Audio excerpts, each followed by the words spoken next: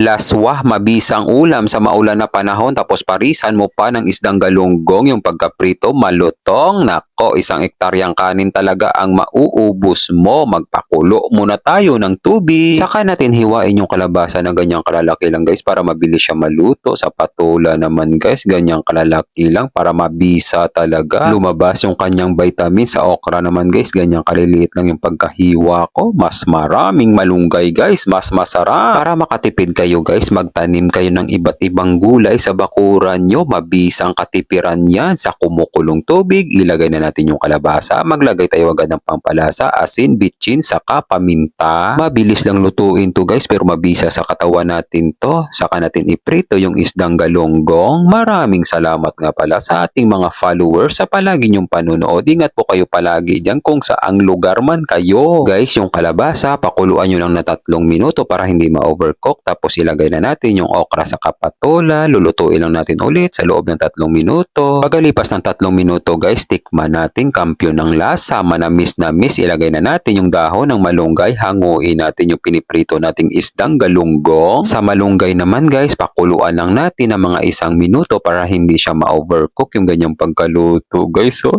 kulay pa lang nakakatakam. Maraming salamat nga pala sa ating mga kababayang OFW sa palagi niyong panonood. Ingat po kayo palagi dyan kung saang bansa man kayo at isasama ko kayo palagi sa mga panalangin ko. God, maraming salamat po sa biyaya na binibigay mo sa araw-araw. I-bless niyo po yung food na magiging silbing lakas sa katawan namin. Amen. Kain tayo guys. Kain Pinas. Sabayan natin yung maulan na panahon. Mabisang ulam sa maulan na panahon. Laswa. Napakasarap guys. Grabe, kampyon. Gulay guys, sarap yan. Okra, patola. Para sa inyong lahat guys. First bite.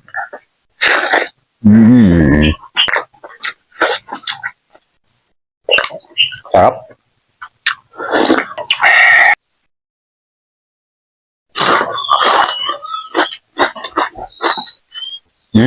Lutong.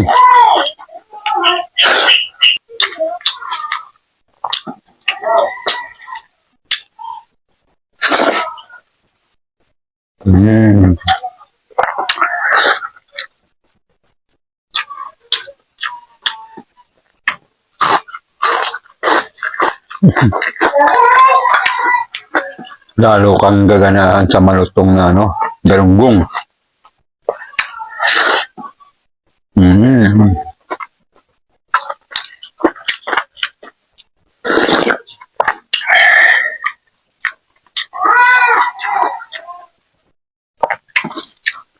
Medyo mahaba na ang video guys. Hanggang dito na lang guys.